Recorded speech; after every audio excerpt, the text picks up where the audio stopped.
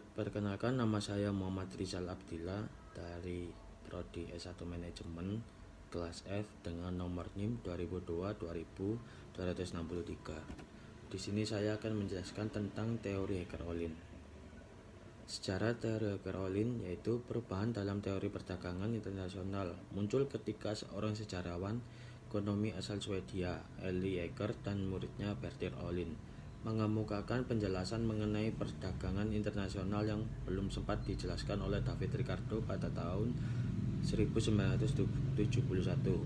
Hacker-Ollin mengembangkan model ekonomi dengan menyatakan penyebab adanya perbedaan produktivitas karena adanya perbedaan proporsi faktor tenaga kerja, modal, dan tanah yang dimiliki oleh suatu negara.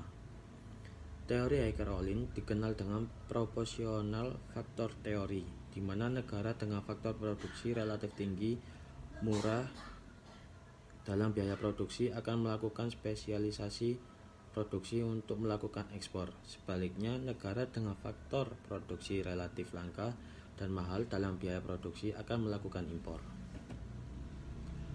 Pengertian teori Hacker-Ollin. Model Hacker-Ollin adalah model matematis perdagangan internasional yang dikembangkan oleh Eli Hacker dan Bertil Ohlin. Model ini didasarkan dari teori keunggulan komparatif David Ricardo dan memprediksi pola perdagangan dan produksi berdasarkan jumlah faktor suatu negara. Asumsi teori Hacker-Ollin.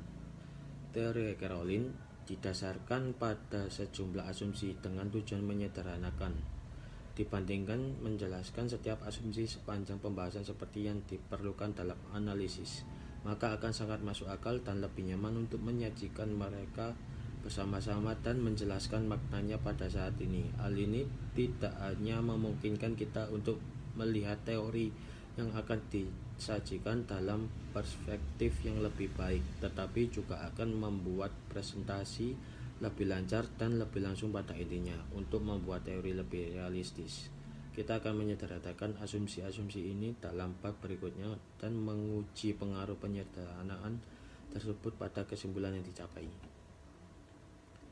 Implikasi teori Hacker-Ollin. Ekspor negara yang memiliki sumber daya modal yang berlimpah akan berasal dari industri yang menggunakan sumber daya modal secara intensif, dan negara yang memiliki sumber daya buruh yang berlimpah akan mengimpor barang tersebut untuk mengekspor barang yang menggunakan tenaga buruh secara intensif sebagai gantinya.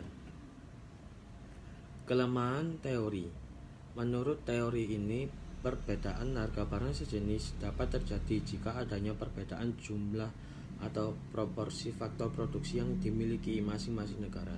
Dengan demikian, jika jumlah atau proporsi faktor produksi yang dimiliki masing-masing negara relatif sama, maka tidak akan terjadi perdagangan internasional.